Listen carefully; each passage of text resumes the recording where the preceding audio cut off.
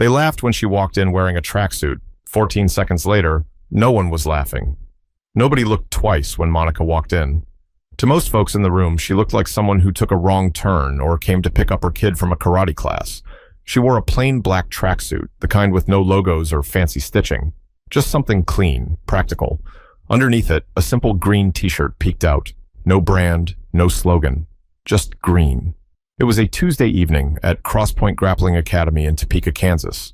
Hot mats, loud fans overhead, the heavy scent of sweat and disinfectant hanging in the air. Around her, pairs of people in GIs wrestled like their rent was due. Slaps on the mat, grunts, quick bursts of laughter. The kind of place where you had to earn your space, and people could sense if you didn't belong. At least, that's what they thought. "Whose mom is that?" someone whispered. Monica caught it, but didn't flinch. She just sat down quietly on the bench by the wall, unzipping her bag like she'd done it 100 times before. The front desk guy, Cam, maybe 24, still had acne scars, walked over and asked her to sign a waiver. He didn't say much. No welcome tour, no handshake. Just slid her a clipboard like she was applying for a temp job. "First time?" he asked without really looking at her. "Not exactly," she said. He didn't ask any follow-up questions. Across the mat, Coach Renner was working through guard retention drills with the blue belts. Stocky dude, bald, had a voice like gravel and a whistle around his neck he never used. He glanced up when Monica walked in but didn't say anything either. He probably figured she wouldn't last more than a week. Monica sat and waited, calm, watching. She didn't look nervous. She didn't fidget. Her fingers rested lightly on her knee, her breath slow and even. Just watching like she was trying to remember the beat of something she used to know. One of the guys, Travis, loud enough so the back half of the room could hear, said, "Hey, green shirt's about to get folded like a lawn chair." Laughter followed. Monica heard it. She just looked down, took off her shoes, and padded barefoot onto the mat. No big introduction, no announcement, just stepped up like it was any other Tuesday and bowed to the space with a quiet grace nobody seemed to catch. A girl named Becca, probably early 20s, leaned over to Travis and whispered, "She looks like she's never even rolled before." Travis smirked. "Yeah, well, let's hope she stretches first so we don't have to call somebody." That got a bigger laugh. Coach didn't say anything. The thing about Monica, though, she wasn't bothered. Not by the jokes, not by the stares, not by the coach who barely acknowledged her. She'd been here before, not in this room maybe, but in rooms like it, where your worth had to be proven over and over just because of how you showed up. As warm-ups started, she moved with quiet efficiency. Not showy, just sharp. Her hip escapes were clean. Her shrimping had rhythm. Her bridges were strong and controlled. A couple of white belts started to notice. One of them, a guy named Rico, whispered, "She's moving better than me, and I've been here 6 months." But Travis wasn't watching that. He was too busy showing off his new knee brace, talking about how he almost got his brown belt stripped off at a tournament for accidentally cranking a heel hook too hard. Monica finished warm-ups, sat in a crouch by the wall, and tied the drawstring on her pants like she'd done it 10,000 times. Then she waited. She wasn't in a hurry. She wasn't trying to prove anything. She was just ready. But no one in that room had any clue who they were dealing with yet. 12 years ago, Monica stood barefoot on sun-baked concrete in Fortaleza, Brazil, drenched in sweat, her fingers raw from hours of drilling collar chokes. She was 26, freshly divorced, and carrying the weight of a silence she couldn't yet put into words. Her boys were back home with her aunt in Tulsa. That gym, an open-air academy with cracked walls and a leaky tin roof, was where she went to learn how to breathe again. She hadn't planned on staying more than a few months, but when Mestre Valdo watched her roll on her third day and said, "Você tem o espírito," she stayed. They trained 6 days a week. Mornings started before the sun. No AC, no mercy. She swept through the fundamentals like her body already knew them. But it was the little things that stayed with her, the calloused feet of women who had nothing, the slap of the mat during takedown drills, the way nobody cared where she was from, only how she moved. Back then, Monica wasn't trying to be great. She was trying to survive herself. She didn't post videos, didn't brag. She just kept showing up, day after day, until the bruises stopped hurting and the thoughts stopped chasing her. Her GE was always plain, her belt well worn, And when she finally earned her purple, Mestre Valdo didn't even give a speech, just nodded once and said, "Earned." She smiled, but barely. She was learning to carry power without noise. Eventually, life called her back home.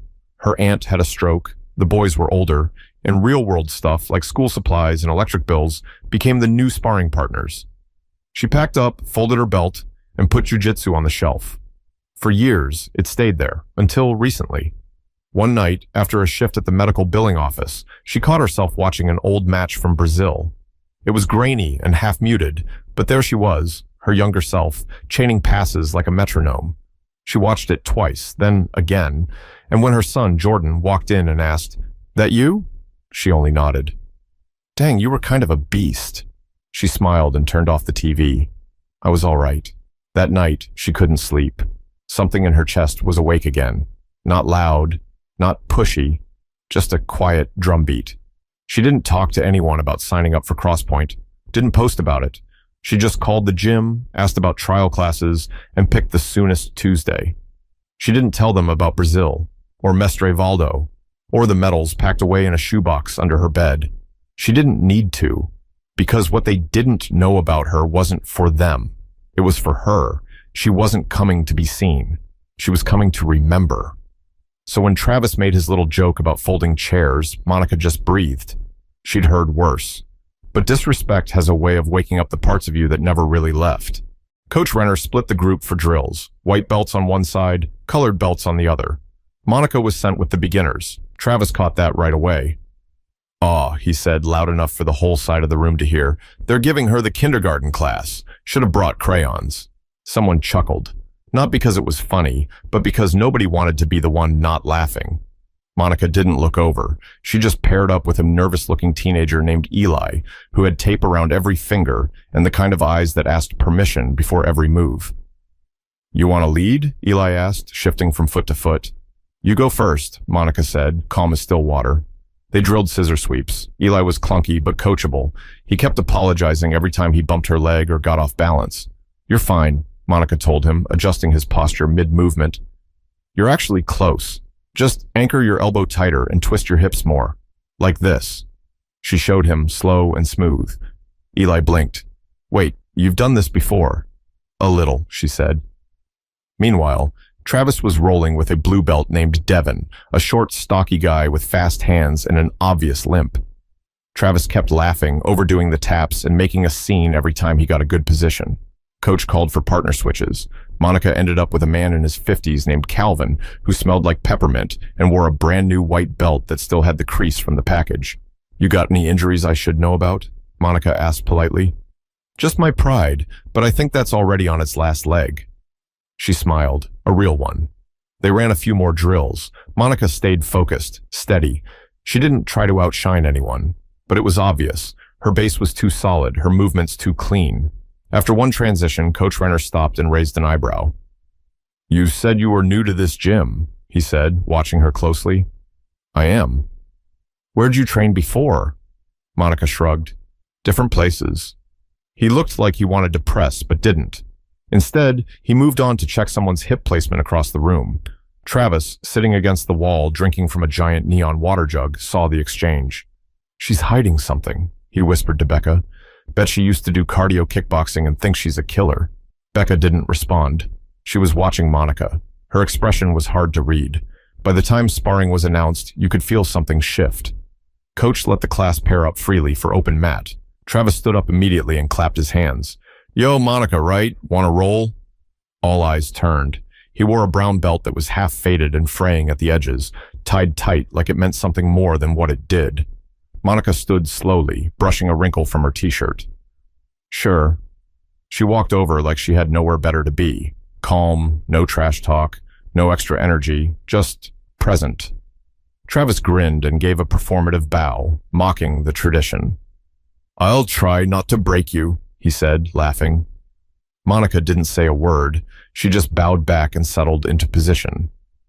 The gym fell into a low hush. Even Coach Renner paused mid-sentence, because sometimes people pretend not to care until silence demands they listen. Monica crouched low, knees bent, fingers brushing the mat. Her breathing never changed. No deep inhale, no adrenaline twitch. Just a smooth, settled calm like she was about to make tea. Not grapple a cocky brown belt in front of a half-mocking crowd. Travis, meanwhile, bounced on the balls of his feet like a kid showing off at recess. He smirked at the group watching. Let's see if yoga helps her here. Someone near the back let out a soft laugh. Becca didn't. Neither did Coach Renner. Eli and Calvin stood by the wall, eyes fixed on Monica like something serious was about to happen, but no one could quite explain why. Ready? Travis called, already reaching out to slap hands and bump fists. Monica nodded. They touched hands. That was it. And then, for a half second, everything froze. Monica moved first. Not rushed, not loud, just clean. She pulled guard, catching Travis off balance mid-step. His smile faltered. She shifted her hips like she was folding a napkin. His base collapsed. His knee slipped. The gym was still talking. A few people chuckled as if it was some beginner fluke. But Coach Renner squinted. He saw it. In that split second, Monica's right leg slid up across Travis's shoulder. The angle was perfect. Her left leg snapped over, locking behind her own ankle. And just like that, she had him. A full triangle choke.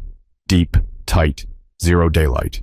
Travis thrashed once, tried to posture up. Too late.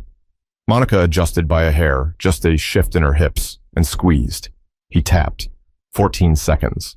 Not a wild tap. Not a desperate one. Just a quiet, stunned pat on the mat. 3 times. Monica released immediately. No grin. No flex.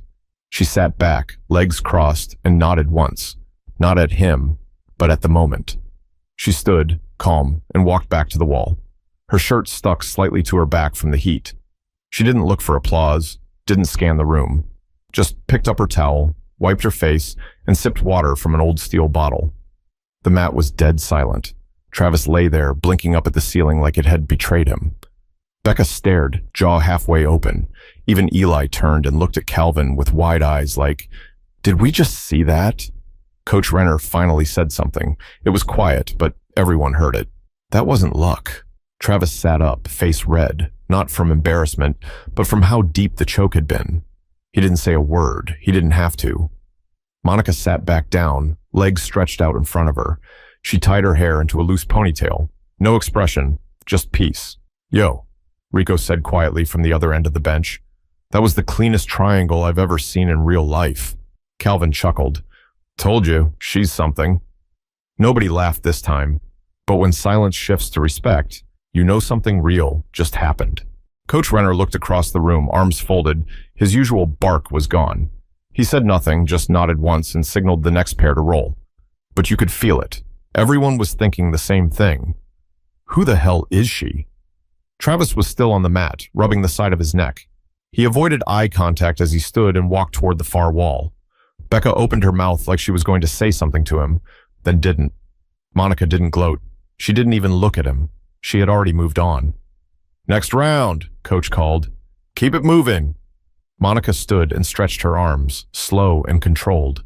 She didn't volunteer for another match, but she didn't hide either. She just waited, present, open.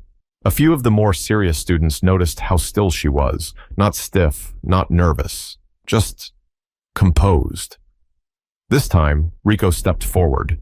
"You want to go?" he asked, voice low. "Sure," she said. They shook hands, slapped, bumped. This one lasted a little longer. Rico came in sharp, young, fast, athletic. He tried to push the pace early, but Monica slowed him down with calculated grips and calm, technical guard work. No panic, no wasted movement. She swept him once, past his guard, then gave him space to recover. She didn't roll like she had something to prove. She rolled like someone who knew herself. Coach noticed.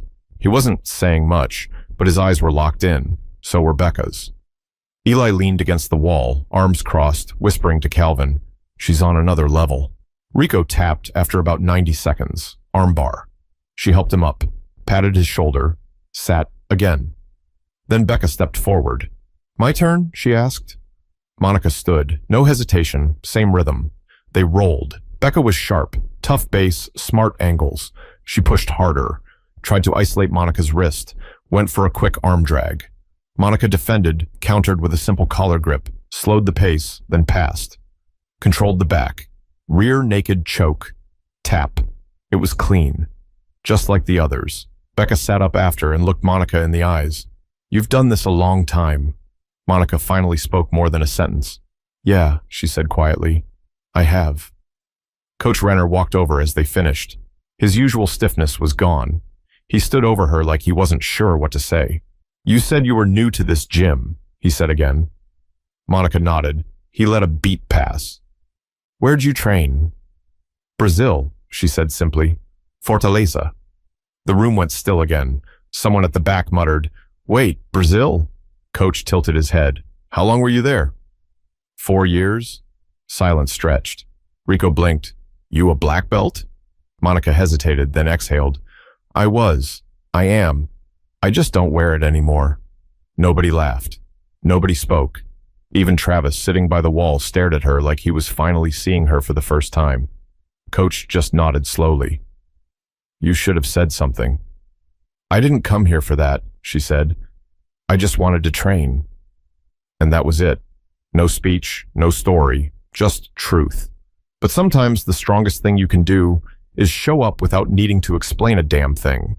Nobody said much after that. The energy in the room had shifted, not in a loud, dramatic way, but in that quiet, careful way people get when they realize they've misread someone. A couple of the regulars offered Monica soft nods as they passed. Not forced, not out of guilt, just respect. The kind that doesn't come with words. Travis still hadn't rolled again. He sat off to the side with his back against the wall, drinking water and avoiding everyone's eyes. His belt looked a little less important now, like it had been yanked off by silence rather than a hand. Coach called time. All right, bring it in.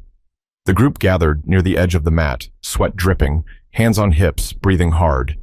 Monica stood slightly apart, towel in hand, not trying to blend in, not trying to stand out. Coach looked around, then back at her. Some of y'all have been here a long time, he said. You know how I feel about rank and about proving yourself through time, not noise. He paused. But tonight, y'all got reminded that skill doesn't always wear a stripe. A few heads turned toward Monica. Coach kept going. Monica's been around longer than most of us in here. That doesn't mean we put her on a pedestal, but it does mean we pay attention when someone like that steps on the mat. Nobody argued. Nobody rolled their eyes. Even Travis looked down. Becca raised a hand. Can she teach a class? The room laughed a little, but it wasn't sarcastic this time. It was hopeful. Coach smiled. We'll talk about that. People started packing up. Eli walked over shyly, rubbing the back of his neck. Sorry for being so stiff earlier. You did fine, Monica said. You've got good instincts. Thanks. You really choked that guy out in 14 seconds? Monica grinned, just a little. I didn't count. He laughed and walked off, shaking his head. Monica grabbed her bag, slid her sandals back on, and stepped off the mat without a word. She passed Travis on the way out. He stood up, awkward and still flushed. Hey, he said, stopping her. She turned. He cleared his throat, rubbed the back of his neck. I was out of line. She didn't make it easy. She didn't let him off with a smile or a joke. She just looked at him for a second, then said, Yeah, you were. Then she opened the door and left. The sun had dropped, but the sky was still blue around the edges. She walked to her car with slow, steady steps. Not tired, just centered. She didn't slam the door or grip the wheel like some movie ending. She sat for a moment, both hands resting quietly, a faint trace of sweat still on her brow. Her phone buzzed once. Jordan texting, You gonna make dinner, or should I start the pasta? She smiled. On my way. The car engine started, no soundtrack, no dramatic monologue, just life, moving forward. Because sometimes the most powerful wins are the ones you take home in silence. Dinner that night was spaghetti with jar sauce and garlic toast from the freezer. Monica didn't cook anything fancy. She didn't say much either, just moved around the kitchen with the same quiet rhythm she carried on the mat. Jordan, her 17-year-old, sat at the table with earbuds dangling around his neck. You good? He asked between bites. She nodded. Yeah. Gym was all right? She paused for a second, then, Yeah, it was. He studied her face. You roll with anybody? She cracked a smile. A few people. He grinned. Bet they didn't see you coming. Monica just shrugged, but the glint in her eye said enough. After dishes, she sat in her room for a while, not doing anything, just letting the noise of the day fade. She thought about Fortaleza, about the mornings before sunrise, about Mestre Valdo, who used to tell her, "You don't need to raise your voice when your presence speaks louder." She thought about Travis, about how some men only learn after they're on their backs, staring at the truth. She thought about Coach Renner, and how he looked at her different now, not in a way that asked for something, but in a way that finally saw her. She thought about Eli and Rico and Becca, and how maybe, just maybe, she could give something back. Not because she needed recognition, but because someone out there, some quiet person just like her, might walk into that gym one day and wonder if they belonged. And maybe if she was there, just stretching in the corner, calm and quiet, that person wouldn't walk out. That mattered more than any belt. She reached under her bed, pulled out an old shoebox, and opened it. Inside, her black belt, faded, frayed, tied 100 times in 100 rooms. She held it in her hands for a minute, ran her thumb across the stitching. Then she closed the box again. She wasn't ready to wear it just yet, but she was ready to stop hiding from it. The next morning, she texted Coach, "Hey, I'd be down to help out on Mondays if you need an extra hand. No pressure." A few minutes later, he replied, "Absolutely. Let's talk tonight." She smiled, stood up, and looked in the mirror. Just Monica, green t-shirt, hair tied back, calm, nothing dramatic, nothing flashy. Just a woman who came back to something she loved and reminded a whole room that strength doesn't always yell. It's not in the shout. It's in the showing up.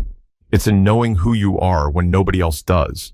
It's in staying grounded while everyone else looks for applause. And that's what real presence looks like. So if you're ever doubted, dismissed, or told you don't belong, remember Monica. And remember, you don't need to talk big when your truth is louder than words.